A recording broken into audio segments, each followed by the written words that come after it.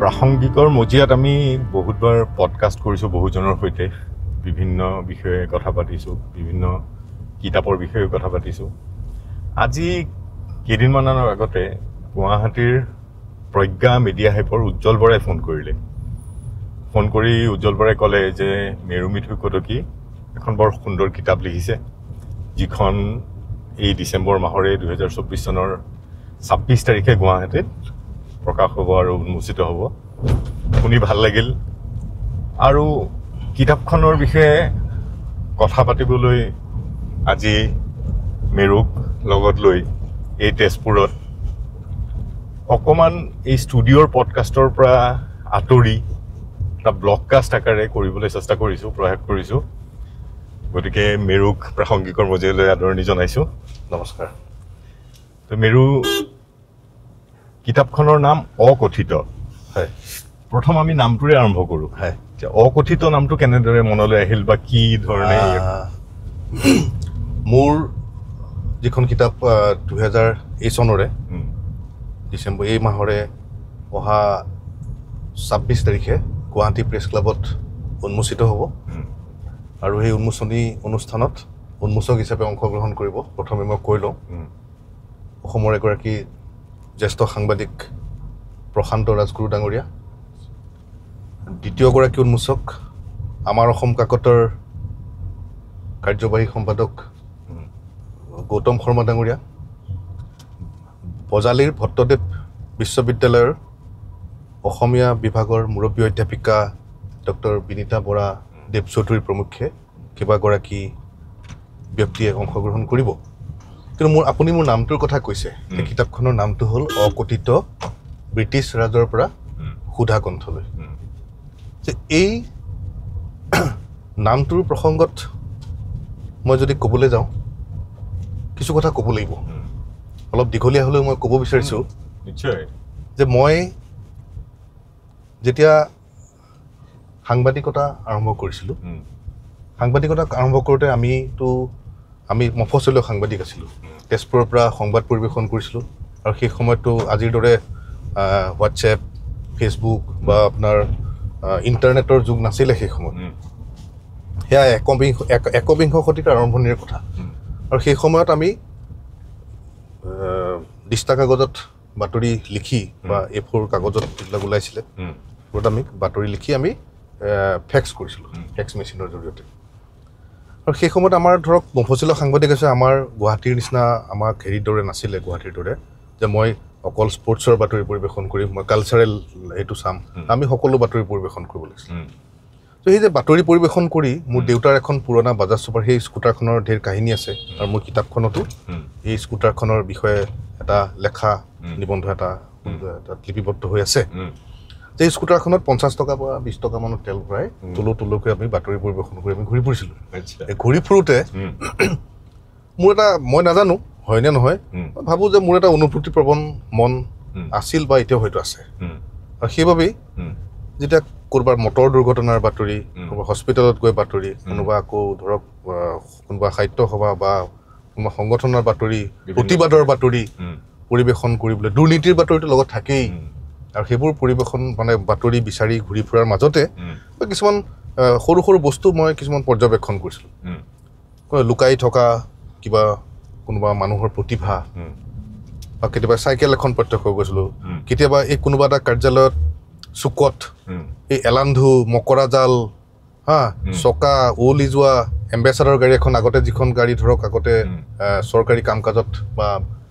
চৰকাৰী বিষয়াসকলে ব্যৱহাৰ কৰিছিল সেইবোৰ বগা এম্বেচাডৰ গাড়ী এতিয়া লতা এলান্ধু পৰি পেলাই জহি হৈ পচি গৈছে তো সেইবোৰৰ ওপৰত মই লিখা আৰম্ভ কৰিছোঁ বিভিন্ন ধৰণৰ মানে তো মোৰ এই কিতাপখনত যিবিলাক লেখা প্ৰবন্ধ সংকলন বা বাতৰিৰ সংকলন বা যি কয় আৰু অববিট ষ্টৰি আছে ফিচাৰ ষ্টৰি আছে কাকতত পৰিৱেশন কৰা যিবোৰ আগতে প্ৰকাশ পাইছিল কিছু দুই এক নতুনো আছে তো মোৰ এই লেখাসমূহ বহুধা বিভক্ত বা আৰু ইয়াত কিছুমান লিপিবদ্ধ হৈ মানে সন্নিৱিষ্ট কৰিছে আমাৰ প্ৰজ্ঞা মিডিয়া হাইপে নিৰ্বাচন কৰি আৰু এই ক্ষেত্ৰত মোক সহায় কৰিছে অসমৰ এগৰাকী জনপ্ৰিয় লেখিকা ঔপন্যাসিক মোৰ বান্ধৱী আমাৰ পৰিয়ালৰে সদস্য জুৰি বৰা বৰগোহাঁই এই নামটো তেখেতে দিছে অকথিত ব্ৰিটিছ ৰাজৰ পৰা সুধাকণ্ঠলৈ যে তোমাৰ কিতাপৰ নাম এইটো হ'লে মানুহে ভাল পাব আৰু সেইকাৰণেই আৰু মানে ইয়াত বিষ্ণু ৰাভা কলাগুৰু বিষ্ণুপ্ৰসাদ ৰাভা ডাঙৰীয়া ৰূপকোঁৱৰ জ্যোতিপ্ৰসাদ আগৰৱালা নটসূৰ্য ফণী শৰ্মা সুধাকণ্ঠ ভূপেন হাজৰিকাই হওক বা অৰুণাচলৰ এভাৰেষ্ট শৃংগ জয় কৰা নিমা লামাই হওক এনেধৰণৰ বহু মানুহে আগতে নজনা কথা কিছু ইয়াত সন্নিৱিষ্ট হৈ আছে বাবে মোৰ কিতাপখনৰ নাম জুৰিয়ে দিলে যে অকথিত ব্ৰিটিছ ৰাজৰ পৰা সুধাকণ্ঠলৈ গতিকে সেইবাবেই উজ্জ্বল বৰাইও আদৰি ল'লে এই নামটো আৰু এই অকথিত ব্ৰিটিছ ৰাজৰ পৰা সুধাকণ্ঠলৈ এই কিতাপখন প্ৰকাশ হ'ব অহা ২৬ ডিচেম্বৰ তাৰিখে আজি দেওবাৰ কাৰণে তেজপুৰত এটা পিকনিকৰ ভিৰ দেখা গৈছে হয় নিশ্চয় নিশ্চয় আৰু মই এইখিনিতে আপুনি যিহেতু পিকনিকৰ কথা ক'লে এই মোৰ অকথিত ব্ৰিটিছ ৰাজৰ পৰা সুধাকণ্ঠলৈ কিতাপখনত তেজপুৰৰ বা শোণিতপুৰৰ বনভোজস্থলীৰ স্নেপশ্বট বুলি এটাও লেখা ইয়াত সন্নিৱিষ্ট কৰিছোঁ সেইটো মই কৰিছোঁ এনেধৰণৰ মই সেই মোৰ লেখাবোৰ এনেধৰণৰ আছিলে যে মই ধৰক সাধাৰণ যি ধৰণে বাতৰি বা ষ্টৰি পঢ়ি লিখা হয় মই তেনেধৰণে লিখা নাছিলোঁ মই স্নেপশ্বট এইকাৰণে দিছিলোঁ যে আমি আগতে স্কুলত বা কলেজত পঢ়োঁতে পিকনিক খাবলৈ আমি যে এটা ধৰক এৰেঞ্জমেণ্ট যিটো আয়োজন কৰোঁ এটা প্লেন কৰোঁ ন পৰিকল্পনা কৰোঁ যে আমি লগখিনি আমি অমুক আমি লগ মিলি এইকেইজন আমি পিকনিক বনভোজলৈ যাম পিকনিকলৈ যাম আমি নকওঁ জানো যে ধৰক এই মোৰ লগৰে ধৰক কোনোবা এটা ল'ৰা আছিল ধৰক মৌচুমেই হওক বা নুৰ হুছেইন আছিল আমি বন্ধু আছিলোঁ বা পঢ়ি থকা দিনত আমি ক'লোঁ যে হৌৰা বন্ধু মৌচুম পিকনিকলৈ যাব লাগিছিল নহয় হেৰি মাংস তুমি যোগাৰ কৰা চচপেন ল'বলৈ নাপাহৰিবা হেতা এখন ডাঙৰ লাগিব এই খৰি লাগিব আমি তেতিয়া খৰি লৈ গৈছিলোঁ তেতিয়া আৰু তেনেকুৱা গেছ LPG তেনেকুৱা ব্যৱহাৰ কমেই হৈছিলে খৰিখিনি তুমি কিন্তু এই জাহাজ ঘাটৰ পৰা ল'বা দেই এই বিহাৰী সম্প্ৰদায়ৰ মানুহখিনি খৰিখিনি বৰ ভাল ৰ'দত শুকুৱাই থয় এনেকুৱা ধৰণৰ আমি এই যে আলোচনাবিলাক কৰিছিলোঁ সেই তেনেধৰণে স্নেপশ্বট কিছুমান দিছিলোঁ এই লেখাটোত কাহিনীবোৰ আৰু লগতে মই তেজপুৰৰ লগতে সমগ্ৰ শোণিতপুৰ জিলাৰ আমাৰ যি এই বনভোজস্থলীবোৰ আছে বনভোজস্থলীসমূহ আছে সেইসমূহত কেনেধৰণৰ সা সুবিধা কেনেদৰে যাব পাৰে বা সেই পৰ্যটকক আকৰ্ষণ কৰাৰ বাবে কিছু এক প্ৰয়াস বুলি মই নিজে কৰিছিলোঁ বুলি মই ক'ব বিচাৰোঁ মেৰুৰ কিতাপখনৰ কথা পাতিম তাৰ আগতে মেৰুৰ জীৱনৰ সকলোতকৈ গুৰুত্বপূৰ্ণ অংশ সাংবাদিকতা হয় এটা দীঘলীয়া সময় সাংবাদিকতাৰ লগত গৈছে আজিৰ এই দেওবাৰে তেজপুৰত ঘূৰি দুয়োটাই তেজপুৰখনো আৰু লগতে সাংবাদিকতাৰ যিটো জীৱন তাৰ ওপৰত যিটো পাৰ্চপেক্টিভ যিটো দৃষ্টিকোণ মেৰুৰ চকুৰে চাবলৈ বিচাৰিছোঁ তো আমি এটা ঠাইও বাছি লওঁ যে আজি যথেষ্ট ভিৰ অগ্নিগড় বা কনকলতা উদ্যান এইবিলাকত দেখা গৈছে যে গৈ পেলাই সোমোৱা অলপ কঠিনেই হ'ব মেৰুৰ এনেকুৱা তেজপুৰৰ পচন্দৰ ঠাই য'ত নিৰিবিলি গৈ বহিব পাৰি মোৰ একেবাৰে পচন্দৰ ঠাইখন আমি এই মুহূৰ্তত আমি যেতিয়া আমি এই আমাৰ তেজপুৰৰ গণেশ ঘাট বুলি কয় গণেশ মন্দিৰৰ কাষেদি পাৰ হৈ আহিলোঁ অগ্নিগড়ৰ কাষেদি আমি ইতিমধ্যে পাৰ হ'লোঁ মানুহৰ যথেষ্ট ভিৰ নহ'লে মই আপোনাক সেইখিনি ঠাইতে কিছু সময় ৰ'বলৈ মই অনুৰোধ জনালোঁ হয় মই সেই সময়ত মই নাজানো কিন্তু মই সেই সময়ত কিন্তু মই লিখাৰ পৰিকল্পনা কৰা নাছিলোঁ মই গণেশ ঘাটত এই ব্ৰহ্মপুত্ৰৰ বৰলুইতৰ পাৰত এটুকুৰা ডাঙৰ শিলত মই আহি পুৱা কেতিয়াবা বহিছিলোঁ সেই সময়ত মোৰ ঘৰতো নাজানে দেই মোৰ ঘৰৰ পৰিয়ালৰ মানুহ বা মোৰ দেউতা বা মায়ে সেই সময়ত নাজানিছিলে মই সেই দেউতাৰ সেই পুৰণা বাজাজ ছুপাৰ স্কুটাৰখন লৈ মই ৰাতিপুৱা ওলাই আহোঁ ওলাই আহি মই সেই ঠাইত কেতিয়াবা বহি থাকোঁ নদীখন চাই থাকোঁ নাওখনেদি কোনোবা মাছমৰীয়া হওক বা আন কোনোবা গৈ থাকে কেতিয়াবা মই সেই সময়ত সেই বালি চৰত বালিখিনিত বালিমাহী চৰাই আহে আপুনি জানে বালিমাহী চৰাই আৰু বালিমাহী চৰাইৰ এই পাখি বা এই পিছফালৰ এই যে ফানখন পিছাখন জোকাৰি যিটো নৃত্য কৰি থকা দৃশ্য সেইবোৰ মই উপভোগ কৰি মই বৰ ভাল পাইছিলোঁ আৰু কিন্তু মই বহি এটা প্ৰশান্তি লাভ কৰিছিলোঁ আৰু সেই সময়ত মই আকৌ কৈছোঁ যে মই সেই তাত কিন্তু মই লিখাৰ কোনো পৰিকল্পনা মোৰ লিখাবিলাক এটা মানে কি ক'ব এটা হঠাৎ হয় পৰিকল্পনা মানে ডায়েৰী লিখাৰ নিচিনা জীৱনৰ অভিজ্ঞতাবিলাক সোমাই গৈছে আৰু আপুনি মোক কৈছে যে মই এগৰাকী সাংবাদিক হয় মই এইখিনিতে কওঁ মই পেছাত মই সাংবাদিক মোৰ দেউতাৰ প্ৰচণ্ড মতবিৰোধ থকাৰ পিছতো মই সাংবাদিকতা বৃত্তিটোৱে মই গ্ৰহণ কৰিছিলোঁ দেউতাই কৈছিল তই বৰ কষ্ট পাবি জীৱনত চলিবলৈ হয় মই এইখিনি সংগ্ৰামৰ কথা মই ক'ম দীঘলীয়া হ'ব কিছু আপোনালোকে দৰ্শক শ্ৰোতাই আমনি পালেও মই কিন্তু এইখিনি ক'বলৈ বিচাৰিছোঁ কাৰণ এইখিনি মই যদি আজি কওঁ কেতিয়াও কাহিনী মই হয়তো বহুতক মই কোৱা নাই বা ক'বলৈ মই নিবিচাৰোঁ কিন্তু এই আপোনাৰ এই পডকাষ্টৰ জৰিয়তে মোৰ এই জীৱনৰ কথাখিনি হয়তো আৰ্কাইভ হৈ থাকিব কেতিয়াবা মোৰ সন্তান মোৰ একমাত্ৰ ছোৱালীজনী কেতিয়াবা আমি এজনে আনজনৰ জীৱনৰ উপলব্ধিৰ পৰাই শিকো বা নিজৰ দেউতাকৰ সংগ্ৰামৰ বিষয়টো মোৰ ছোৱালীয়ে একমাত্ৰ কন্যাই হয়তো কেতিয়াবা ইয়াৰ জৰিয়তে আপোনাৰ পডকাষ্টৰ জৰিয়তে তাই জানিব পাৰিব কিন্তু কথাটো হ'ল চাওক মই আগতে কৈছোঁ মই এইখিনি ক'বই লাগিব কাৰণ মই এই মোৰ জীৱনটো হতাশাৰ পৰা প্ৰত্যাশালে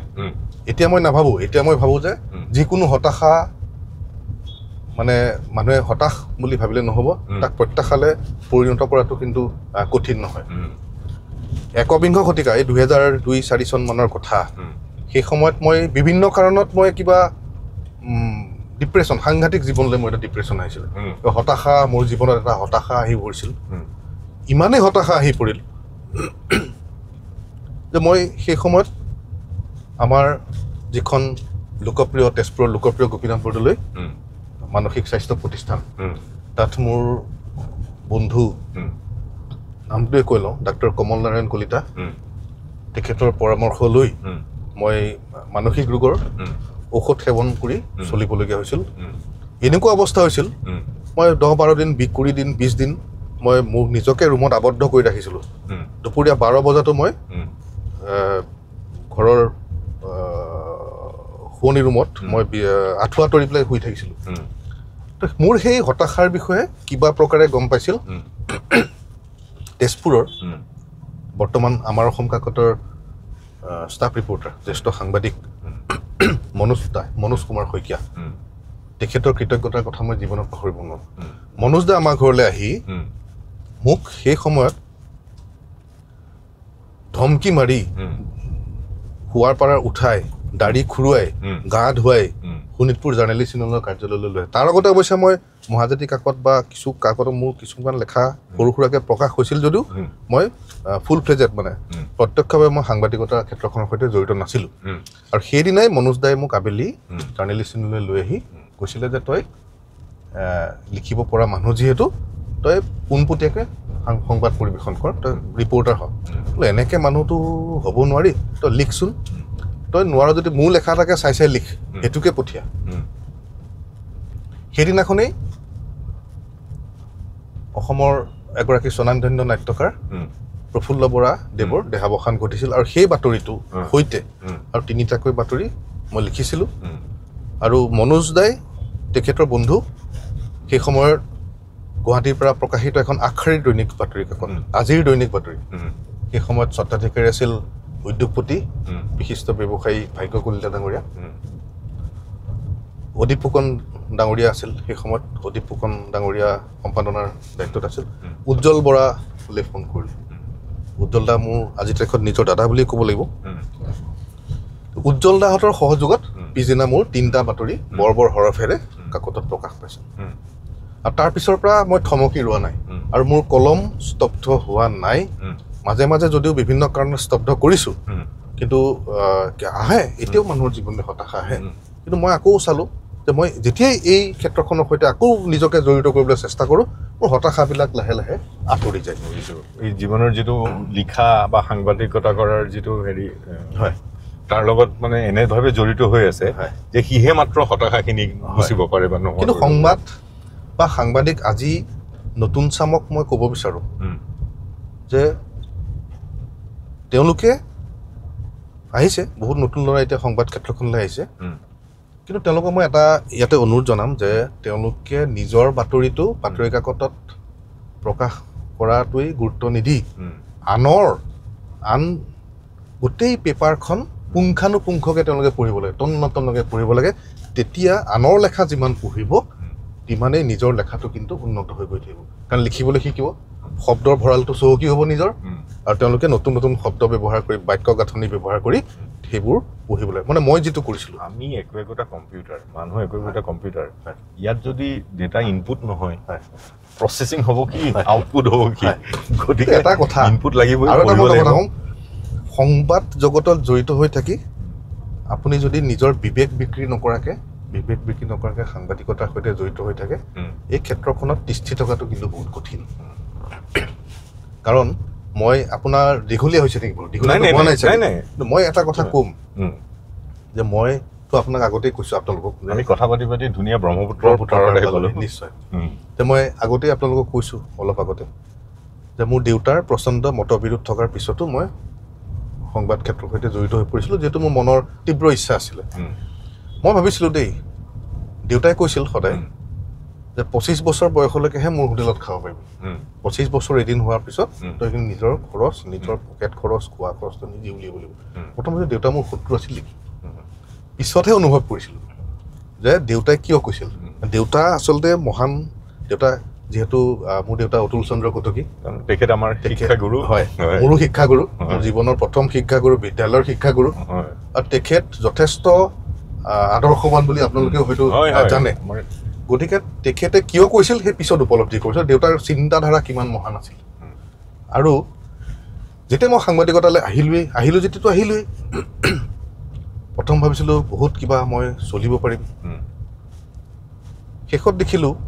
যে ৩-৪ মাহৰ পিছত যেতিয়া মফচলীয়া সাংবাদিক তেজপুৰৰ বাতৰি পৰিৱেশন কৰাৰ পিছত গুৱাহাটীলৈ গৈছিলোঁ ৪-৫ মাহৰ মূৰত কেতিয়াবা ৩ মাহৰ মূৰত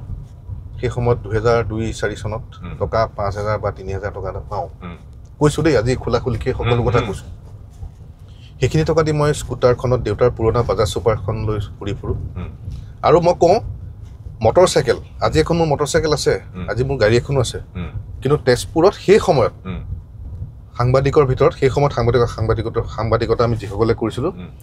আটাইতকৈ শেষত সৰ্বশেষত মটৰচাইকেলখন কিনা সাংবাদিকজনেই মই কিন্তু মই কাকো অভিযোগ কৰা নাই মই কিন্তু কষ্ট কৰিছিলোঁ বহুত যথেষ্ট কষ্ট কৰিছিলোঁ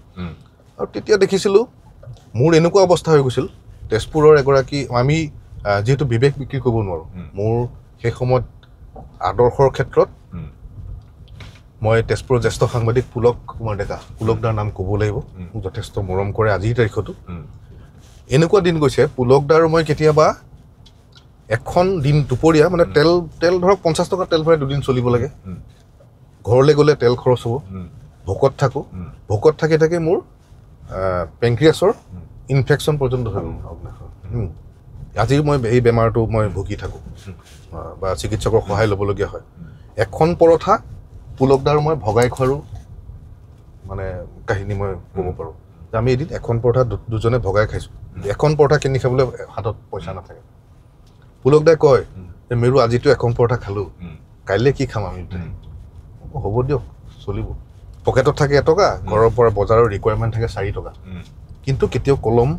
বা মোৰ নিজৰ বিবেকক বিক্ৰী নকৰিলোঁ কষ্টৰে চলিলোঁ আৰু মই কেতিয়াবা সদায় এবাৰ মই টিভি এটা সাক্ষাৎকাৰতো কৈছিলোঁ এই যে মানুহে যে কয় এতিয়া ধৰক এতিয়া চৰকাৰে 6ষ্ঠ দৰমহা আয়োগ 7ম দৰমহা আয়োগ 8ম দৰমহা আয়োগ চৰকাৰী চাকৰিৰ দৰমহা বাঢ়ি থাকে হয় নাই কিন্তু আমাৰ সাংবাদিকৰ দৰমহা তাৰিখ পে তাৰিখ তাৰিখৰ পিছত তাৰিখ আহে কিন্তু সাংবাদিকৰ দৰমহা নাবাঢ়ে আৰু মই এটা কথা ক'ম মই অলপ দীঘলীয়াকৈ কৈছোঁ বহুত দুখ লাগিছিলে যেতিয়া সংগ্ৰাম এইখিনিতে সংগ্ৰাম কথাখিনিলৈ ওলাই আমি এখন বৰ ধুনীয়া বামুণী পাহাৰ ইয়াত আহি পালোঁ এটা কাম কৰোঁ গাড়ীখন ৰখাই অলপ দুইজনে উঠো বামুণী পাহাৰত আৰু গাড়ীখনৰ পৰা নমাৰ আগতে মই দুটা ঘটনা মোৰ পৰিঘটনা বা মই কৈ থওঁ মই মানে সদায় ক'বলৈ মই সুযোগ বিচাৰি থাকোঁ এই যে ধৰক আজিও কৰে এতিয়া ইলেক্ট্ৰনিক মিডিয়াৰ প্ৰভাৱটো বেছি টিভিৰ সেই সময়ত বাতৰি কাকতৰ আছিলে তেতিয়া NETV আছিলে আমাৰ দিনত NETV আৰু দূৰদৰ্শন তাৰপিছতহে নিউজ লাইভ আহিল DY 365 আহিল 365 আহিলে আৰু বহুকেইটা আখাৰী চেনেল প্ৰতিদিন কাকতেও এটা চেনেল খুলিলে প্ৰতিদিন টাইমছ সেই সময়ত NETV আছিলে বা টিভিত বা বাতৰি কাকতত আমি কি কৰোঁ আগত উৰুকাৰ দিনা ধৰক মই যদি উদাহৰণ দিওঁ উৰুকাৰ দিনা কি হৈছিলে যে তেজপুৰৰ বজাৰত তেজপুৰটো মাছৰ কাৰণে বিখ্যাত জেগা, বিখ্যাত ঠাই। তেজপুৰত আমি কি কৰোঁ, বাতৰি পৰিৱেশন কৰোঁ। তেজপুৰৰ বজাৰত আজি 20 কেজি ওজনৰ বৰালি মাছ ওলাইছে। তেজপুৰৰ বজাৰত আজি 10 কেজি ওজনৰ চিতল মাছ, পিঠিয়া মাছ, শিলঘৰীয়া মাছ। আমি যে ফটো দি পেলাই বাতৰি পৰিৱেশন কৰোঁ, টিভিত আমি যে দেখুৱাই এনেকৈ দাঙি পেলাই, আজি বজাৰত এইটো মাছ ওলাইছে ইমান ডাঙৰ, আজি ৰাইজে উপভোগ কৰিব ভোগালীৰ ভোগ, উৰুকাৰ নিশা। এই বাতৰি পৰিৱেশন কৰি আমি যেতিয়া ঘৰলৈ মোৰ দেউতাৰ স্কুটাৰখন লৈ যাবলৈ ওলাওঁ, এনেকুৱা দিন গৈছে মোৰ নিজৰ ঘৰলৈ এপোৱা পুঠি মাছ নিবলৈ মোৰ হাতত পইচা নাথাকে। এনেকুৱা আমি সাংবাদিকে আমি দিন সেই সময়ত কটাইছোঁ। কেতিয়াবা কি হয়, মোৰ ঘৰৰ ওচৰৰে অৱসৰপ্ৰাপ্ত এজন বিষয়া বা কিবাই কোনোবাই পেঞ্চনৰ টকা নাপায়, আমাৰ ওচৰলৈ আহে, বাতৰিটো অকণ পৰিৱেশন কৰি দিবা নেকি? মোৰ তেতিয়া পেঞ্চনটো হয়তো গা লৰিব, বিষয়াসকলে মই পাই কৰি দিছোঁ তেনেকুৱা সহযোগ। যিদিনা তেওঁ পেঞ্চন পায়, পেঞ্চনৰ টকাকেইটা বেংকৰ একাউণ্টত সোমাই তেজপুৰৰ মাছ বজাৰৰ পৰা আটাইতকৈ ডাঙৰ ৰৌ, ভকুৱা বা যি মাছেই নহওক মোৰ ঘৰৰ সন্মুখেদিয়ে ঘৰলৈ যায়, কিন্তু মোক মাতষাৰ লগাই যাবলৈ পাহৰে। মই ঘৰত কি খাইছোঁ সোধাটোতো পিছৰ কথা। এইবোৰ হ'ল আমাৰ সমাজ ব্যৱস্থা বুলি নকওঁ, আমাৰ সাংবাদিকসকলৰ সেইটো এটা মনত সদায় খুব সেইটো থাকি যাব। আৰু মই ভাবোঁ তাৰ মাজেদি আমি কিন্তু সাংবাদিকতা কৰি যাব লাগিব। আৰু উত্তৰ প্ৰজন্মক, সংবাদ জগতলৈ মই সকলোকে অনুৰোধ জনাম, এনেধৰণৰ ঘটনা পৰিঘটনা জীৱনলৈ আহিব। কেতিয়াবা এইবোৰে হতাশাও নমাই আনে জীৱনলৈ, কিন্তু সংগ্ৰাম কৰি গ'লে, কলমটো চলাই গ'লে, নিজৰ বিবেকক বিক্ৰী নকৰিলে আমি কিন্তু সফল হ'ব পাৰিমেই। এই সংগ্ৰাম মই ভাবোঁ যে সকলোতকৈ বেছি চাগে এই ধৰণৰ দুখ ভগৱানৰ লাগে, যে যেতিয়াই মানুহ বিপদত পৰে মোৰ ওচৰলৈ আহি পেলাই হাতযোৰ কৰে, কিন্তু যেতিয়া প্ৰয়োজন ভাল দিন চলি থাকে ভগৱানকেই মন নকৰে। গতিকে সাংবাদিকজনক মনত পেলোৱাটো বহুত দূৰৰে কথা। আমি যাওঁ গৈ পেলাই তাত কৰোঁ। সাংবাদিকতাৰ জীৱনত যিখিনি কষ্ট বা যিটো এই বজাৰত মাঘ বিহুৰ ডাঙৰ মাছ দেখিও নিব নোৱাৰা, ইয়াৰ নিব পৰা ব্যৱস্থাটো যিটো হালধীয়া সাংবাদিকতা, সেইটোৰ বিষয়ে মতামত। কাৰণ মই জানো যে মেৰুৱে কম্প্ৰমাইজ কৰি সাংবাদিকতা নকৰাৰ কাৰণে জীৱনত বহুত কষ্ট পাইছে। তো তাৰ বিষয়ে তোমাৰ ক'বলগীয়াটো? হালধীয়া সাংবাদিকতাৰ কথা ক'বলৈ বৰ অসুবিধা। আজিৰ তাৰিখত মই স্পষ্টভাৱে ক'ব বিচাৰোঁ যে পাৰোঁ ক'বলৈ মোৰ সাহস আছে যে হালধীয়া সাংবাদিকতা আজিৰ তাৰিখত কৰিছে, বহুতেই কৰিছে। কৰিবলৈ কিছু পৰিস্থিতিৰ বাবে কিন্তু বাধ্য হৈছে। আমাৰ সমাজে কৰিছে, আমাৰ যি ব্যৱস্থা, কাকত কৰ্তৃপক্ষ, সংবাদ প্ৰতিষ্ঠানসমূহৰ কৰ্তৃপক্ষৰ যি ব্যৱস্থা, বা কিছু ক্ষেত্ৰত মই দেখোঁ যে মই অভিযোগ দিয়া নাই, বহুতো যিবোৰ সংগঠন থাকে আমাৰ সাংবাদিকসকলৰ যি সংগঠন, সাংবাদিক সংগঠনসমূহৰো প্ৰশাসন বা চৰকাৰৰ লগত কিছু ক্ষেত্ৰত গোপন বুজাবুজিৰ বাবেই হয়তো আমি মফচলীয় সাংবাদিকসকল বহু ক্ষেত্ৰত প্ৰাপ্যৰ পৰা বঞ্চিত হৈ থাকিবলগীয়া হয়। মই ভাবোঁ, আৰু এতিয়া মই এটা কথা স্পষ্ট ক'ব বিচাৰোঁ যে চৰকাৰী যি ব্যৱস্থা, সেই চৰকাৰী ব্যৱস্থাৰ বাবেই, চৰকাৰৰ কিছু ক্ষেত্ৰত বিভিন্ন ধৰণৰ হস্তক্ষেপৰ বাবেই বিশেষকৈ মফচলীয় সাংবাদিকসকলে বহু কষ্টৰ সন্মুখীন হ'বলগীয়া হয়। যিকোনো এটা বাতৰি পৰিৱেশন কৰিবলৈ আজিৰ তাৰিখত কিন্তু সাহস লাগিব। এনেকুৱা হয়, ভয় কৰা হৈছে সাংবাদিকে বাতৰি পৰিৱেশন কৰিবলৈ। মোৰ ক'বলৈ সাহস আছে, সেই সাহস মই বুকুত বান্ধি ইমান দিনে সাংবাদিকতা কৰিছোঁ। কিন্তু মই এটা কথা আপোনালোকক ক'ব বিচাৰোঁ, কলমক কিন্তু স্তব্ধ কৰি ৰখাটো ইমান সহজ নহয়। এদিন পাৰিব, দুদিন পাৰিব, 3 দিন পাৰিব, সময়ত 4 দিন বা 5 দিন পিছত কিন্তু এই ব্যৱস্থা, এই কলমে উফৰাব। যি তৰোৱালতকৈও কলমৰ শক্তি বেছি বুলি কোৱা হয়, নিশ্চয় তাৰ প্ৰমাণ সি দিব। নিশ্চয় মই আকৌ ক'ম, বহুত কঠিন সাংবাদিক হিচাপে কৰ্মৰত হৈ থকাটো, বা আপুনি হালধীয়া নোহোৱাকৈ সংবাদ পৰিৱেশন কৰি থকাটো বহু কঠিন হ'বই। কাৰণ আপুনি যদি প্ৰাপ্যটো নাপায় আপুনিতো ঘৰৰ পৰিয়ালকেইটাৰতো পেটটো চলাব লাগিব আপোনাৰ ছোৱালীজনীয়ে যদি কাইলৈ যদি কয় যে দেউতা মোৰ কাইলৈ স্কুললৈ এই কলম 4টা বহী কেইখনমান এনেকৈ শেষ হৈছে মোৰ লাগিব আপুনি যদি এইটো লৈ দিব নোৱাৰে আপুনি হালধীয়া হ'ব লাগিবতো মেনেজ কৰিব পাৰিব লাগিব আপুনি ছোৱালীজনীৰ সেই মুখখন কেনেকৈ চাই থাকিব কথাবিলাক তেনেকুৱা হয়তো হালধীয়া সাংবাদিকতা তাৰ পৰা কষ্টকৰ সাংবাদিকতা তাৰ অভিজ্ঞতা কেনেকুৱা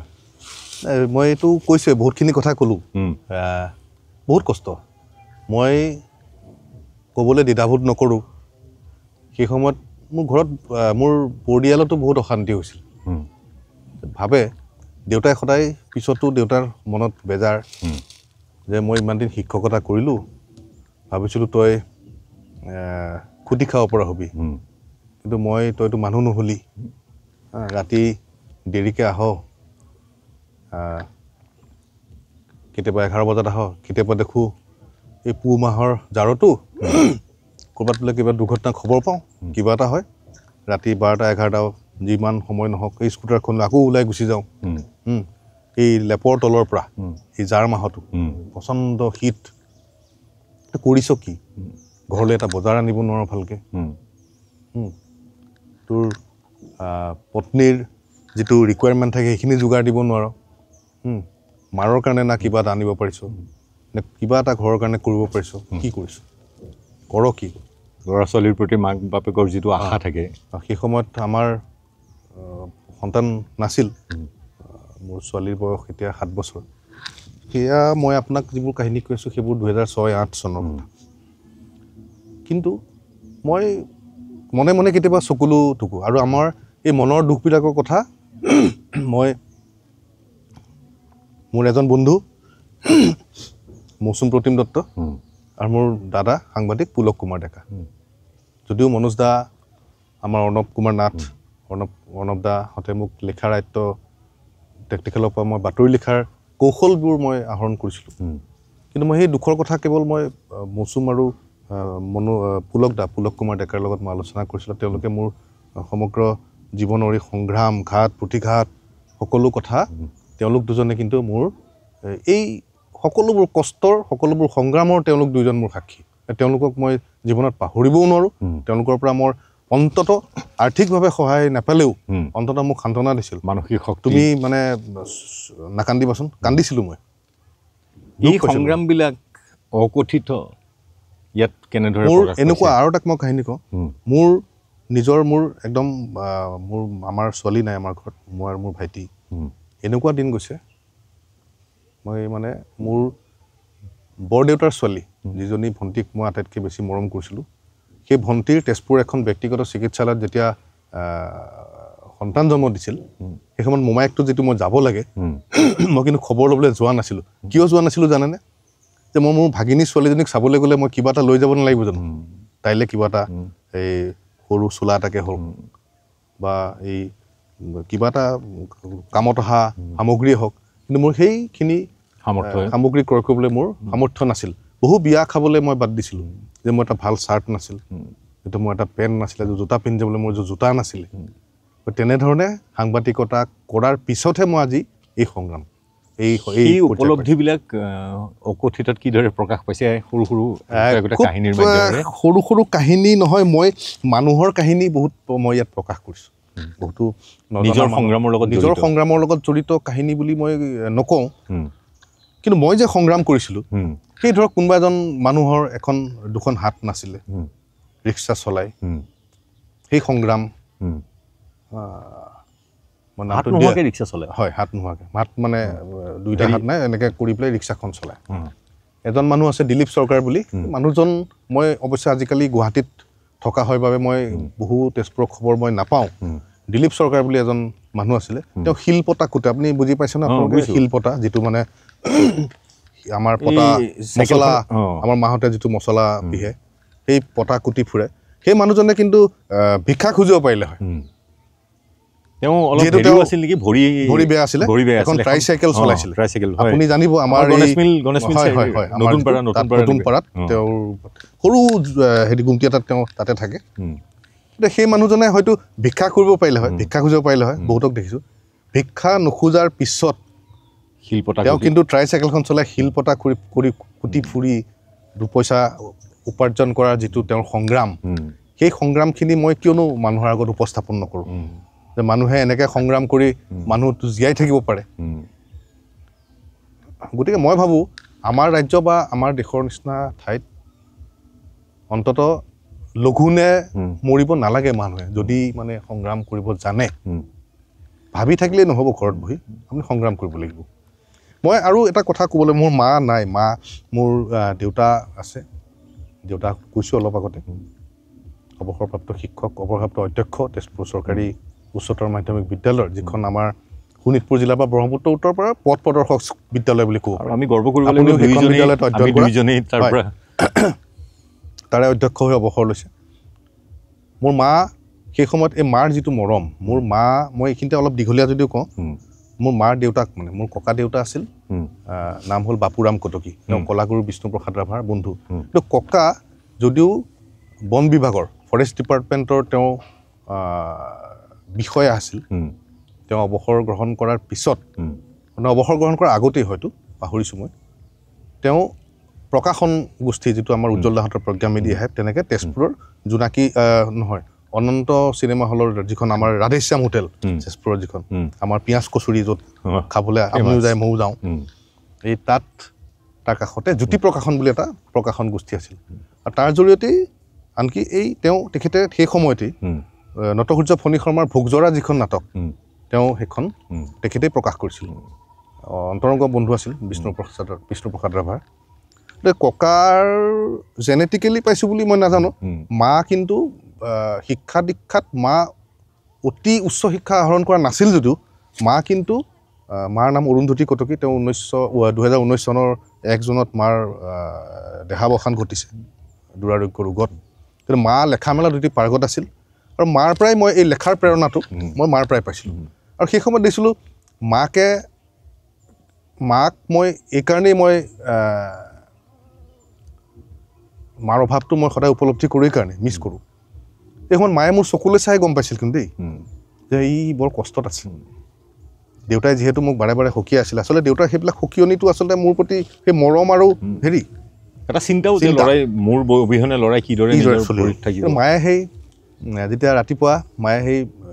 বেঙেনা দুচকল হ'লেও ভাজি পেলাই ভাত কেইটামান খুৱাই পঠাইছিল স্কুটাৰখন ওলাই যাওঁ সাংবাদিকতা কৰিবলৈ এই 50 টকা এটা 100 টকা এটা মনে মনে দেউতাই নেদেখাকে মোৰ পত্নীয়ে নেদেখাকে মনে মনে হাততে গুজি দি পঠিয়াই দিছিল সেইবোৰ প্ৰেৰণা বুলিয়ে ক'ব লাগিব সাহস আছিল সেইবোৰ প্ৰেৰণা আছিল সেইবোৰ আৰু বিভিন্ন মানুহৰ পথ দেখুওৱা সেইবিলাকে পথ প্ৰদৰ্শক কিন্তু কোনেও এইটো ক'ব নোৱাৰিব যে মেৰু মিঠু কটকীয়ে হালধীয়া সাংবাদিকতা কৰিছিল কাৰোবাৰ পৰা ব্লেকমেইল কৰি পেলাই পইচা লৈছিল বাতৰিৰ নামত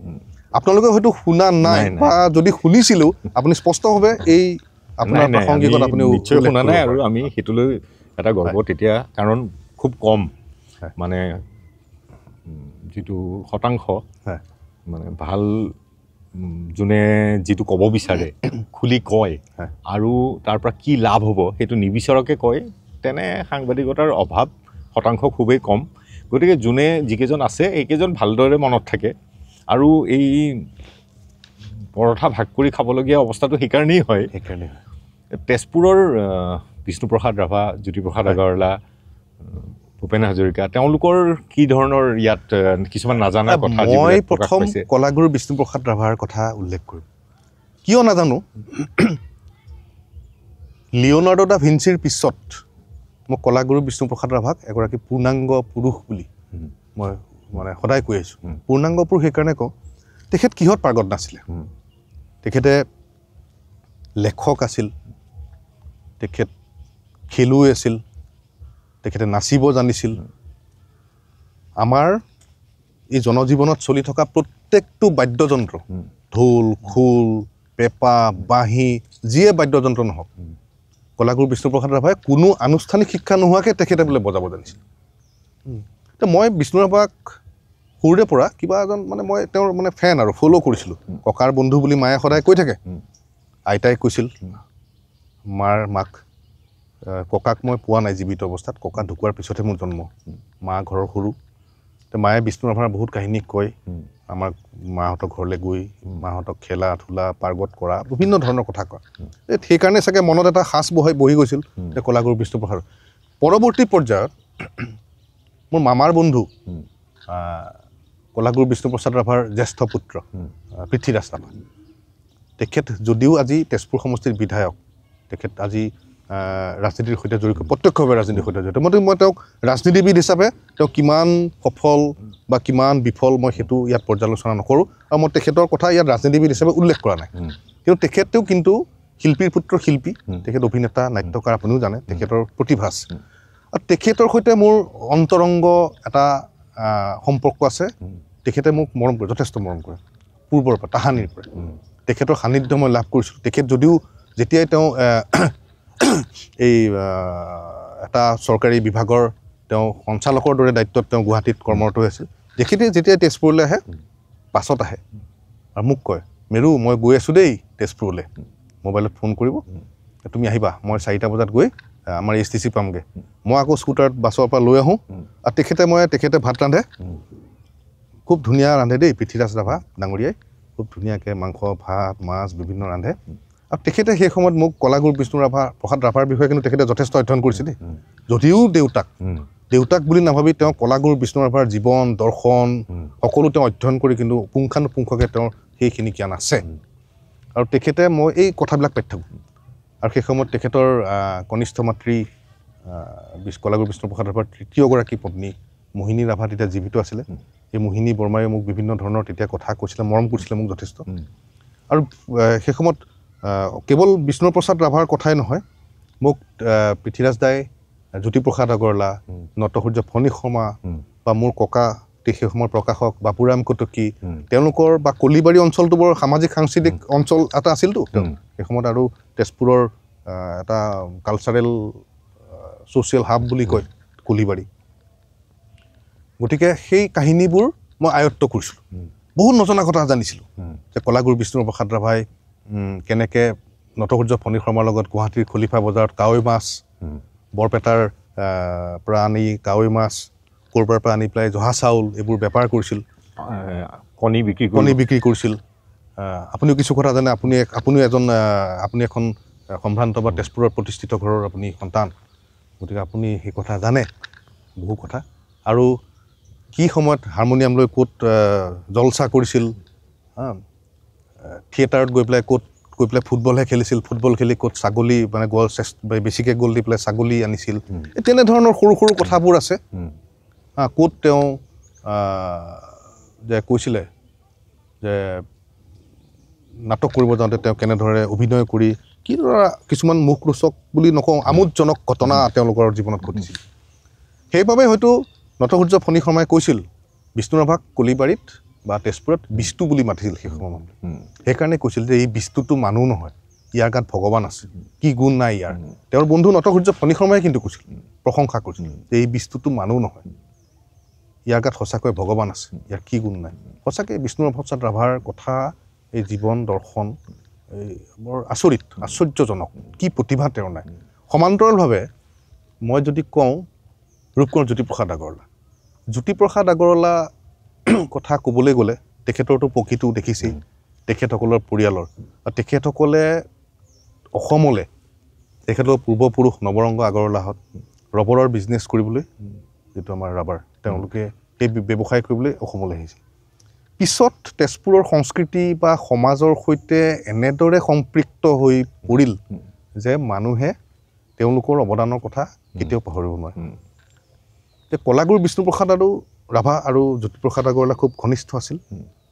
জ্যোতি ককাইদেউ বুলি মাতিছিল আৰু জ্যোতিপ্ৰসাদ আগৰৱালাৰ বহু নজনা কথা কিন্তু মোৰ এই কিতাপখনত পাব আৰু যিবোৰ কথা পৃথ্বীৰাজ ৰাভাদেৱে মোক বহুত সহায় কৰিছে মোহিনীবালা ৰাভাদেৱে মোক দেৱী তেখেত যদিও প্ৰয়াত তেখেতে মোক যথেষ্ট সহায় কৰি থৈ গৈছে তেখেতৰ ওচৰত মোক কৃতজ্ঞ কিছু তথ্য অৱশ্যে মই তেখেতসকলৰ কলাগুৰু পৃথ্বীৰাজদাৰ ভাতৃ হেমৰাজ ৰাভা ডাঙৰীয়া তেখেতেও মোক কিছু তথ্য দিছিল কিন্তু পৃথ্বীৰাজ ৰাভা আৰু মোহিনী ৰাভাৰ ওচৰত মই চিৰকৃতজ্ঞ আপুনি আপোনালোকে পাব এই কিতাপখনত মোৰ অকথিত ব্ৰিটিছ ৰাজৰ পৰা সুধা কণ্ঠলৈ তাত ৰূপকোঁৱৰ জ্যোতিপ্ৰসাদ আগৰৱালা যদিও এক প্ৰতিষ্ঠিত ব্যৱসায়িক পৰিয়ালৰ সন্তান আছিল তেখেতেও শেষ পৰ্যায়ত যথেষ্ট কষ্ট পাই মৃত্যু ঘটিছে তেখেতৰ সেই সময়ত দুৰাৰোগ্য ৰোগ হৈছিল তেখেতৰ সেই সময়ত কিন্তু সহযোগিতা কেৱল এজন মানুহে কৰিছিল তেজপুৰত যি সময়ত মানুহে তেওঁৰ পৰিয়ালৰ মানুহে ক'লে হয়তো তেওঁলোকে মোক বেয়া পাব বহুতো পৰিয়ালৰ মানুহ তেওঁৰ পৰা আঁতৰি আছিল কিন্তু কলাগুৰু বিষ্ণুপ্ৰসাদ ৰাভাই তামোলবাৰী চাহ বাগিচালৈ গৈও সেই সময়ত যদিও বিষ্ণুপ্ৰসাদ ৰাভা পলাতক আছিল ৰাতি আন্ধাৰত নিশা 12 বজাতো জ্যোতিপ্ৰসাদ আগৰৱালাৰ সেই তামোলবাৰীৰ ঘৰৰ এচুকত য'ত তামোলৰ ঢকুৱা বুলি আমি কওঁ তামোলৰ বাকলিদি ঠাণ্ডা সোমাব নোৱাৰাকৈ এটা জুপুৰি ঘৰত খবৰ লৈছিল গতিকে সেয়া কথা মই ইয়াত কিছু সন্নিৱিষ্ট কৰিছোঁ মানুহে কেনেদৰে আদৰি লয় মই নাজানো কিন্তু মই ভাবোঁ মোৰ এই কিতাপখনৰ পৰা কিছু কথা হয়তো নজনা মানুহে নজনা কথা জানিব পাৰিব সুধা কণ্ঠৰ বিষয়েটো ক'লে এখন বৃহৎ গ্ৰন্থই হ'ব সুধা কণ্ঠ আৰু মই এইকাৰণে সুধা কণ্ঠৰ কথা ক'ব বিচাৰোঁ যে কলাগুৰু বিষ্ণুপ্ৰসাদ ৰাভাৰ আটাইতকৈ ঘনিষ্ঠ আছিল কিন্তু সুধা কণ্ঠ তেওঁলোকে বহুত দিন কটাইছে শ্বিলঙত মই জনাত সুধা কণ্ঠ ডক্টৰ ভাৰতৰত্ন ডক্টৰ ভূপেন হাজৰিকাৰ বহুতো গানত কিন্তু সুৰাৰূপ যেতিয়া কৰে গীতিকাৰ ভূপেন হাজৰিকা সুৰ দিয়াৰ ক্ষেত্ৰত কণ্ঠও ভূপেন হাজৰিকাৰ সুৰ দিয়াৰ ক্ষেত্ৰত কিন্তু বহুতো শুধৰণি কৰি দিছিল এই সময়ত কলাগুৰু দুইজন একেলগে MLA আছিল নহয় 1967 চনত যেতিয়া নাওবৈচা সমষ্টিৰ পৰা ভূপেন হাজৰিকা বিধায়ক হিচাপে নিৰ্বাচিত হৈছে বিষ্ণুপ্ৰসাদ ৰাভা তেজপুৰৰ পৰা নিৰ্বাচিত হৈছে তাৰ মাজতে কওঁ বিষ্ণু ৰাভাৰ সেই সময় নিৰ্বাচনী প্ৰচাৰ কেনেদৰে চলাইছিল সেই সময়ত নলিনী বৰুৱা বা প্ৰমুখ্যে আমাৰ আন্তঃৰাষ্ট্ৰীয় খ্যাতিসম্পন্ন আলোকচিত্ৰ শিল্পী নলিনী বৰুৱা দেৱ তেওঁলোকৰ সহযোগী নিজৰ নলিনী বৰুৱা গাড়ীখন দি পেলাই সহায় কৰিছিল তেজপুৰৰ 5 মাইল অঞ্চল পূৰ্বাঞ্চল সেই অঞ্চলসমূহত সেই সময়তো কিন্তু সেই অঞ্চলসমূহ আমাৰ ধৰ্মীয় সংখ্যালঘু বুলি কৈছোঁ মই সেইসকলৰ বসবাসৰে স্থান আছিল এতিয়াও সেই অঞ্চলসমূহত কেনেদৰে নিৰ্বাচনী প্ৰচাৰ আছে তেনেকুৱা বহুত কাহিনী মোৰ এই কিতাপখনত আছে আৰু যিবোৰ কথা মানুহে আজিলৈকে হয়তো এটা খুব ভালদৰে জনা নাই যাকৰে আল্লাহ ভোট দিব পাল্লাই তেনেধৰণৰ সেইবোৰ কিন্তু সেই বাক্যবোৰো মোৰ এই কিতাপখনত সন্নিৱিষ্ট কৰিছোঁ মই কওঁ যে এই শ্বিলঙতে ধৰক তেতিয়া সেই যিটো শ্বিলঙত আমাৰ ৰাজধানী আছিল পৃথ্বীৰাজ ৰাভা বা মোহিনী বৰ্মা বা তেনেধৰণৰ সমল পাইছিলোঁ বাবে মই লিখিব পাৰিছিলোঁ সেই সময়ত বোলে যেতিয়া শ্বিলঙৰে গধূলি এই গানটো যেতিয়া বিষ্ণুৰাভা বোলে মই জনা কথাহে কৈছোঁ সেই কথাই মই লিখিছোঁ যে বিধায়ক আৱাসত যেতিয়া বহি আছিল মানে তেতিয়া এটা হোষ্টেল MLA হোষ্টেল আৰু দীঘলীয়াকৈ ৰুমবিলাক সকলো বিধায়কৰ থাকে ভূপেন হাজৰিকা গান গাই মানে এইটো গান গুণগুণাই গৈ আছে মাতিলে এই ভূপেন এইফালে মাতিলে বুলি বিষ্ণুৰাভাই মাতি ক'লে তাক এইটো গাচোন কি গুণগুণাইছোঁ গুণগুণ আকৌ বোলে গ'লে শ্বিলঙৰে গধূলি মই গান গাব নাজানো এনেই গুণগুণাই দিলোঁ মই গান গালে এইটো কোনো গানৰ মই স্কেল নাজানো কিন্তু গান জানো শুনি ভাল পাওঁ W স্কেল নে M স্কেল নে মই একো নাজানো গান শুনি মই ভুল শুদ্ধ আমাৰ তেজপুৰৰ মানুহে কিছু জানে তেতিয়া বোলে এই গানটোৰো সুৰটো ইমান এটা জনপ্ৰিয় গান শ্বিলঙক লৈ লিখা সেই গানটোৰো সুৰাৰূপ কৰাৰ ক্ষেত্ৰত ভূপেন হাজৰিকাক সহায় কৰিছিল কলাগুৰু বিষ্ণুপ্ৰসাদ ৰাভাই এনেধৰণৰ বহুত কাহিনী ইয়াত সন্নিৱিষ্ট কৰাইছে কাৰণ আৰু বিষ্ণু ৰাভাৰ জীৱনৰ কথা কি ক'ব বিষ্ণু ৰাভা বহেমিয়ান শিল্পী যাযাবৰী শিল্পী আমি কমেই তেওঁ ফুটবল খেলাৰ কথা ইয়াত সন্নিৱিষ্ট কৰিছোঁ মই বিষ্ণু ৰাভাৰ বিভিন্ন ধৰণৰ কথা ইয়াত উল্লেখ আছে জীৱনৰ কোনটো গান ক'ত তেওঁ ৰচনা কৰিছিল কোনটো গান ক'ত লিখিছিল কেনেকৈ কাৰণ এইটো আৰু গোটেইখিনি লিখিবলৈ যোৱাটো সম্ভৱ নহয় কাৰণ কলাগুৰু বিষ্ণুপ্ৰসাদ ৰাভাৰ কথা আপোনালোকে সকলোৱে জানেই কাৰণ তেখেতে কোনোবা এটা গান যদি লিখিছিল শিৱসাগৰৰ বকতাত এই গানটো বহুদিনৰ পিছত তেওঁ ঘূৰি সুৰ দিছিল আকৌ নলবাৰীৰ চামতাত গতিকে বিষ্ণু ৰাভাৰ জীৱনটো বহেমিয়ান যাযাবৰী তেওঁৰ কথা কৈ শেষ নহ'ব আমি এই পৃথিৱীত জন্ম লাভ কৰাৰ আগতেই তেওঁলোকে পৃথিৱীৰ পৰা যাব লগা হ'ল, আমি পোৱা নাই তেওঁলোকক, কিন্তু তেওঁলোকৰ যিবিলাক কাহিনী বা তেওঁলোকৰ জীৱনৰ যিবিলাক ঘটনা সেইবিলাকে আমাক যথেষ্টখিনি সাহস দিয়ে। বা কেনেকুৱা ধৰণৰ সাহস দিয়ে বুলি কৈছোঁ যে মেৰু মিঠু কটকীয়ে সাংবাদিকতা জীৱনত কষ্ট পোৱাৰ পিছতো আলু বেপাৰ বা পিঁয়াজৰ বেপাৰলৈ নগৈ কিতাপ লিখাৰ যিটো হাবিয়াসেৰে এখন কিতাপ লিখি উলিওৱা, সেইটোৰ লগত জড়িত থকা মানেই যে তেওঁলোকে আমাক যথেষ্ট সাহস দি গৈছে যে যথেষ্ট প্ৰেৰণা দিছে, যথেষ্ট প্ৰেৰণা। যিবোৰ প্ৰেৰণা অনস্বীকাৰ্য, সেইটো মানে আপুনি শেষ কৰিব নোৱাৰিব। আজিৰ সমাজত বিশেষকৈ যুৱ প্ৰজন্মত দেখা যায় যে সকলোৰে চিন্তাধাৰা যে গাড়ী, ইমান প্ৰকাৰৰ গাড়ী ওলাইছে। আজি ৰাস্তাত আহি থাকোঁতে আমি কথা পাতিছোঁ যে কিমান প্ৰকাৰৰ গাড়ী ওলাইছে, গণি শেষ কৰিব নোৱাৰি। বিলাসিতাৰ জীৱন, ডাঙৰ ডাঙৰ ঘৰ, ফ্লেট, এইবিলাকৰ মাজত মানুহবোৰ হেৰাই নোযোৱাকৈ যদি এই লিখা পঢ়া বা এনেকুৱাৰ লগত জড়িত থাকিবলৈ মেৰু মিঠু কটকীয়ে কি ধৰণৰ হেৰি দিব নৱপ্ৰজন্মলৈ, কি ক'ব বিচাৰিব? এইখিনিতেও কিছু দীঘলীয়া হ'ব দেই কথাটো কওঁতে, মানুহে বা দৰ্শক শ্ৰোতাই আমনি নাপালে হ'ল। আৰু মই তথাপিও মই ভাবোঁ যে জীৱনত এইবিলাক ঘটনাৰ পৰা মানুহে যথেষ্ট শিকিব পাৰে, গতিকে আমনি নিশ্চয় নাপায়। এতিয়া মানুহৰ চিন্তাধাৰাবিলাক বৈষয়িক হৈ গ'ল, মানুহবিলাক বস্তুপাতি হৈ গ'ল। মানুহে আৰু এটা সমস্যা হৈছে, মই নকওঁ যে ইলেক্ট্ৰনিক মিডিয়াৰ গ্ৰাস বুলি মই ক'ব নিবিচাৰোঁ, সেয়াও এটা মিডিয়া, আমাৰ ছপা মাধ্যমটো এটা মিডিয়া। কথাটো হ'ল কি, তাৰ মাজত সদায় যুদ্ধ হ'ব নালাগে। মানুহে আজি ধৰক এই মোবাইলটো ফেচবুকতে বহুখিনি পাই যায়তো, ইণ্টাৰনেটত গোটেইখিনি পায়। কিতাপ পঢ়াৰ, কিতাপ কিনাৰ বা কিতাপ পঢ়াৰ বা বাতৰি কাকতখন বহুতে নিয়ম মাফিক ঘৰত লয় পেলাই কিমানখিনি পঢ়ে বা কিমানখিনি নপঢ়ে সেই কথা মই ক'বলৈ নাযাওঁ।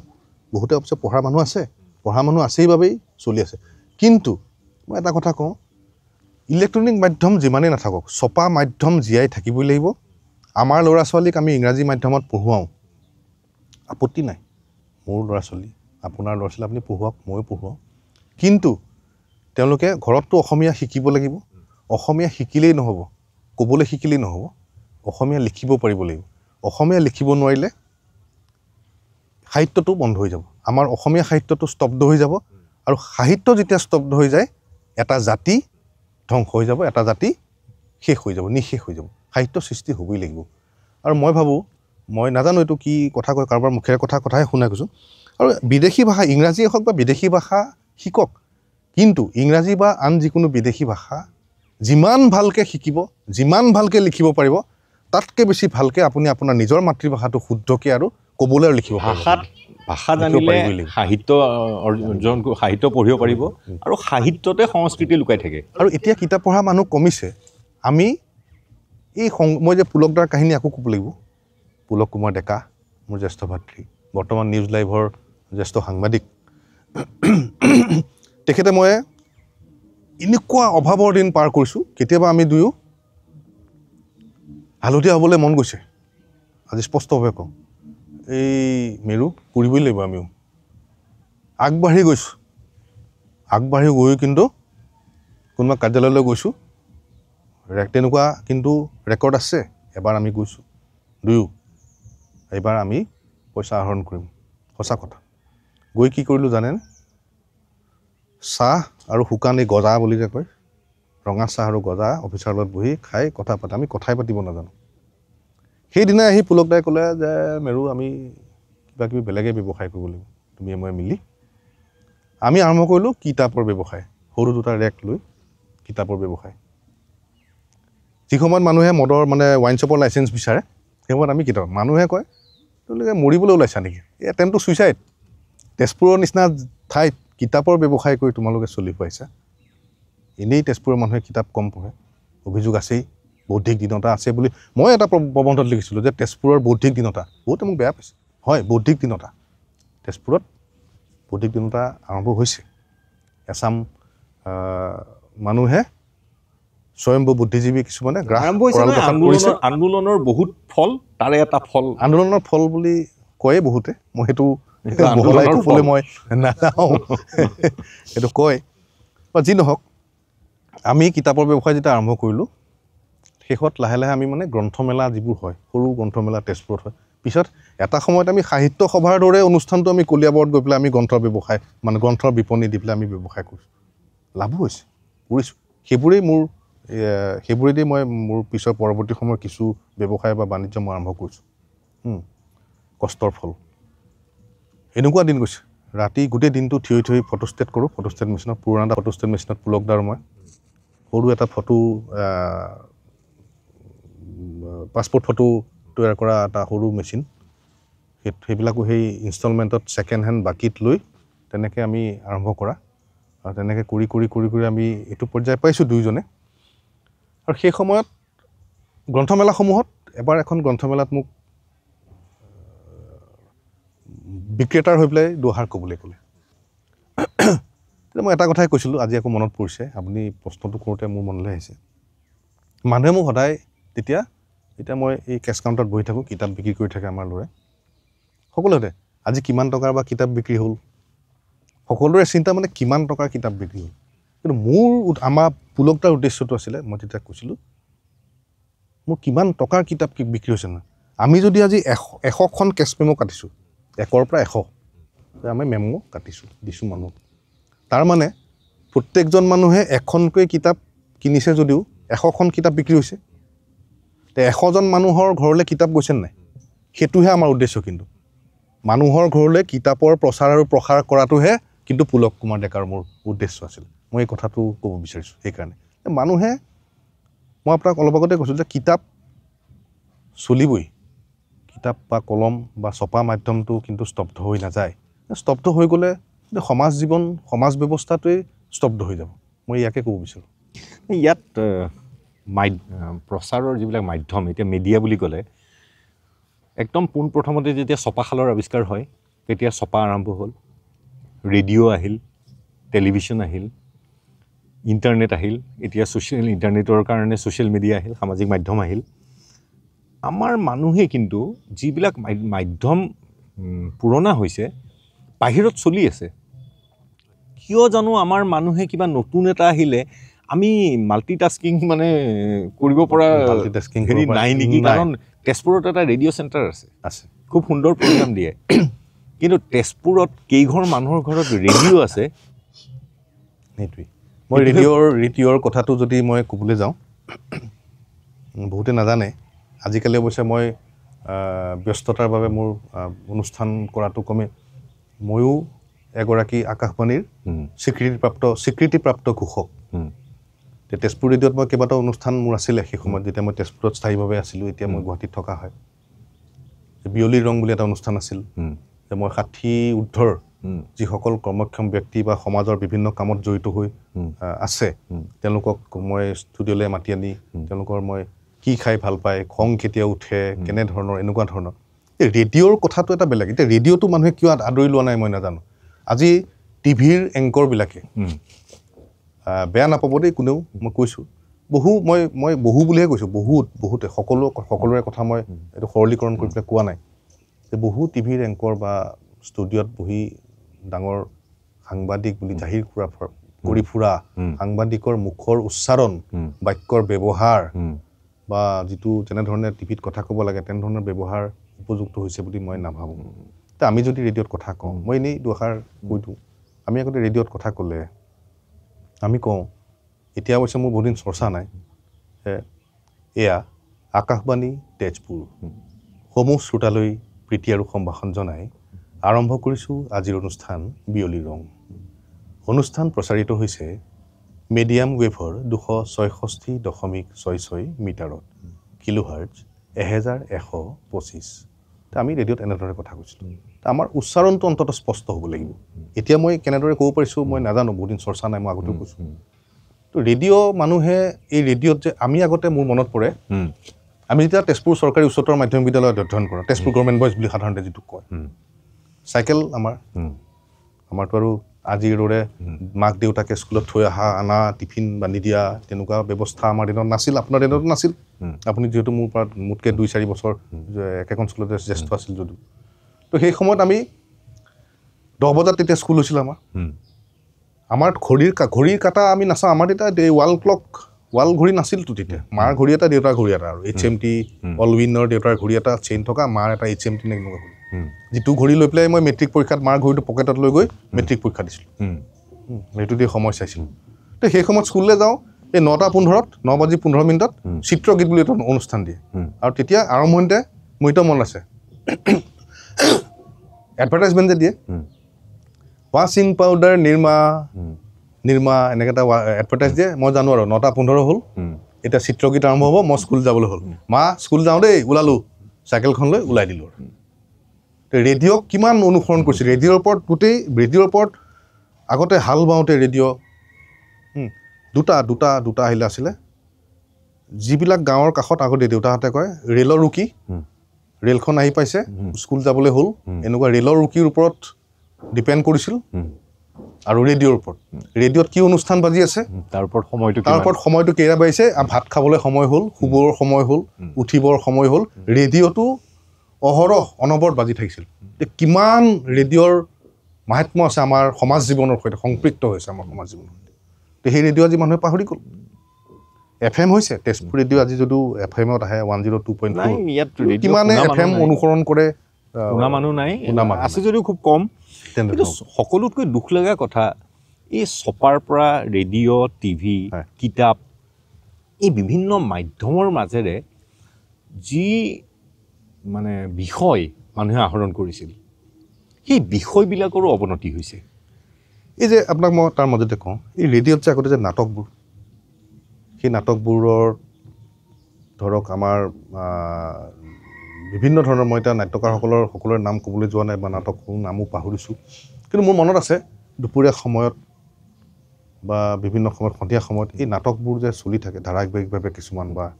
সেই নাটকবিলাকত যিবিলাক বাৰ্তা থাকে সমাজলৈ আজি যিটো ঘৰবিলাকত দেখিছোঁ বৈষয়িক হৈ গ'ল কাৰণে মানুহবোৰ ঘৰবিলাকত আগৰটো জইণ্ট ফেমিলি আছিল মানুহবিলাকৰ বৰদেউতা খুৰা সকলো মিলি একেলগে এটাই পাকঘৰ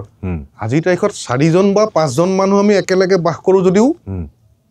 সৰু পৰিয়ালটো তাৰ মাজতে মনোমালিন্য হয়নে বহুতৰ ঘৰত গতিকে এই যে ঘৰবিলাকৰ সংসাৰবোৰৰ সমাজত আমি জীয়াই থকাৰ যিবিলাক কৌশল সকলোৰে লগত মিলি থাকি কেনেকৈ আমি সমাজত আগবাঢ়ি যাম গাঁও সভা বা কিবা এই তেনেধৰণৰ যিবিলাক বাৰ্তা এই নাটকবোৰে দিছিল মানুহলৈ আজিতো সেইবোৰ নোহোৱা হৈ গ'ল মোৰ কিতাপখন অকথিত ব্ৰিটিছ ৰাজৰ পৰা সুধাকণ্ঠলৈ মানুহে 26 তাৰিখৰ পৰা পাব ইয়াত বিভিন্ন ঠাইত পোৱাৰ ব্যৱস্থাটো কিতাপৰ হ'ব যিহেতু অসমৰ বৰ্তমানৰ এটা আগশাৰীৰ প্ৰকাশন গোষ্ঠী উজ্জ্বল বৰাৰ প্ৰজ্ঞা মিডিয়া হাইপে কিতাপখন প্ৰকাশৰ ব্যৱস্থা কৰিছে আৰু উজ্জ্বলদাৰ আগ্ৰহৰ বাবে মই তেখেতৰ ওচৰত চিৰঋণী বিভিন্নজনৰ কৃতজ্ঞতাৰ কথা মোৰ জীৱনলৈ অৰিহণাৰ কথা মই কিতাপখনত ইতিমধ্যে মই উল্লেখ কৰিছোঁ সকলোৰে নাম কোৱাটো এই সময়ত সম্ভৱ নহয় তথাপিও মই মোৰ এটা কথা ক'ম মোৰ পৰিয়ালে মোক যথেষ্ট সহযোগিতা কৰিছে মোৰ মাৰ সহযোগিতা আছে দেউতাৰ যদিও মতবিৰোধ আছিল প্ৰত্যেক দিনাই কিন্তু দেউতাই বাতৰি কাকতখন যেতিয়া ঘৰলৈ আহে বিচাৰি আকৌ মোৰ লেখাখিনি আগত পঢ়ি লয় সেইটো দেখিছিলোঁ আৰু মোৰ এই লেখাখিনি হেৰাই গ'লহেঁতেন পেপাৰত লিখা প্ৰতিটো বাতৰি সেই সময়ত মোৰ ঘৰৰ মানুহ লগতে মোৰ পত্নীয়ে সেইখিনি আটোমটোকাৰীকৈ সংৰক্ষণ কৰি ৰাখিলে তাৰ বাবে মই আজি এই কিতাপখন প্ৰকাশ কৰিব পাৰিছোঁ আৰু প্ৰজ্ঞা মিডিয়া হাইপৰ তেওঁলোকেতো অসমত প্ৰচলনৰ ব্যৱস্থা কৰিব মোৰ কিতাপখন তেওঁলোকে মোক আশা দিছে লগতে আপোনালোকে সেইদিনাখন মই গুৱাহাটীৰ পাণবজাৰত বনলতাৰ বহুতো ব্যক্তিক লগ পালোঁ আগশাৰী প্ৰকাশন গোষ্ঠী অসমৰ অভিজাত প্ৰকাশন গোষ্ঠী বনলতা তেওঁলোকেও মোৰ কিতাপখনৰ প্ৰচাৰ আৰু প্ৰসাৰত যথেষ্ট সহযোগিতা আগবঢ়াম বুলি তেওঁলোকে নিজেই ক'লে মই খুব কৃতজ্ঞ তেওঁলোকৰ ওচৰত লগতে মোৰ ভাইটি বৰ্ণ বুলি তেওঁলোকৰ এটা প্ৰতিষ্ঠান আছে ৰক্তিম তেওঁৰ নাম তেওঁলোকেও মোৰ কিতাপখনৰ প্ৰচলনৰ ব্যৱস্থা কৰিব আৰু তেজপুৰৰ বা অন্যান্য অসমৰ প্ৰত্যেকখন বিপণীতে হয়তো উপলব্ধ হ'ব 26 ডিচেম্বৰৰ পৰা আৰু মই ভাবোঁ পাঠকে আদৰি ল'ব বুলি মই আশা কৰিছোঁ আৰু কিছুমান লেখাৰ সেই সময়ৰ তদানীন্তন যি পৰিৱেশ পৰিস্থিতি বা চৰিত্ৰৰ কিছু সাল সলনি ঘটিছে গতিকে পাঠকে কিছু পুৰণা লেখাও ইয়াত উল্লেখ আছে সন্নিৱিষ্ট আছে গতিকে পাঠকে এই লেখাসমূহৰ ওপৰতে চকু ফুৰাওঁতে সেই কথাবোৰো চালি জাৰি চাব বুলি মই আশা কৰিছোঁ আৰু ভৱিষ্যত পৰিকল্পনা কিতাপ ভৱিষ্যত পৰিকল্পনা মই মোৰ কলম স্তব্ধ হৈ গৈছিলে সেইকেইটা কওঁ কিছু পাৰিবাৰিক কাৰণেই হওক পেটৰ তাৰণাতেই হওক যদিও মই সংবাদ সেৱা আগবঢ়াই গৈছোঁ মোৰ এই এনেধৰণৰ লেখা কিছু কমি গৈছিল কিন্তু মই এতিয়া আকৌ এটা প্ৰেৰণা পাইছোঁ উজ্জ্বল বৰা ডাঙৰীয়া আৰু মোৰ বান্ধৱী মই প্ৰথমতেই উল্লেখ কৰিছিলোঁ জুৰি বৰা বৰগোহাঁয়ে মোক যথেষ্ট সাহস আৰু প্ৰেৰণা দিছে আৰু মই ভাবোঁ মই কলমটো আকৌ হাতত তুলি লৈছোঁ বুলিয়ে কৈছোঁ আৰু লৈছোঁ আকৌ কিছু লেখা আৰম্ভ কৰিছোঁ আৰু আগৰ লেখাৰ পৰাই উজ্জ্বলদাই পৰৱৰ্তী এটা পৰিকল্পনা কৰিছে যে নতুন প্ৰজন্মৰ সাংবাদিকসকলক এই অফবিট ষ্টৰী ফিচাৰ ষ্টৰী লিখাৰ যি কৌশল বা বাতৰি পৰিৱেশন কৰাৰ যি তেনেধৰণৰ এখন কিতাপ কৰাৰ কথা তেওঁ কৰিছে মই ভাবোঁ গাইড হিচাপে মই সেই কামটো কৰিম বুলি ভাবিছোঁ আজিকালি মই দি যাম তেওঁলোকে কেনেদৰে আদৰি লৈ নাজানো আৰু লিখি যাম সদায় লিখি যাম আৰু কথা দিছোঁ মই সেইদিনা মই নিজকে কথা দিছোঁ নিজৰ ওচৰতে মই প্ৰতিজ্ঞা কৰিছোঁ আজিও মই সাংবাদিক আজীৱন মই সাংবাদিকতা কৰি যাম ধন্যবাদ ভাল লাগিল প্ৰাসংগিক কৰ্মজিয়াত অহাৰ বাবে আমাৰো প্ৰাসংগিকৰ যিবিলাক প্ৰচেষ্টা এতিয়াৰ দিনত দেখা গৈছে বহু ধৰণৰ প্ৰগ্ৰাম কৰে প্ৰাসংগিকত খুব কম এপিছ'ড আহে কিন্তু চেষ্টা কৰোঁ যাতে মানুহে কিবা শিকিব পাৰে প্ৰত্যেকটো এপিছ'ডৰ পৰা গতিকে আজিৰ এই এপিছ'ডটোৰ পৰা আজিৰ তাৰিখত পৃথিৱীত সাংবাদিকতাৰ দৰে কষ্টকৰ জীৱনৰ মাজেৰে পিতৃয়ে কোৱাৰ পিছতো তাৰ মাজেৰে গৈ আৰু এতিয়া শেষত যে সাংবাদিকতা কৰি যাম বুলি ক'ব পৰা মনৰ সাহসটো তাৰ বাবে চেলুট জনাই শেষ কৰিছোঁ আজি ধন্যবাদ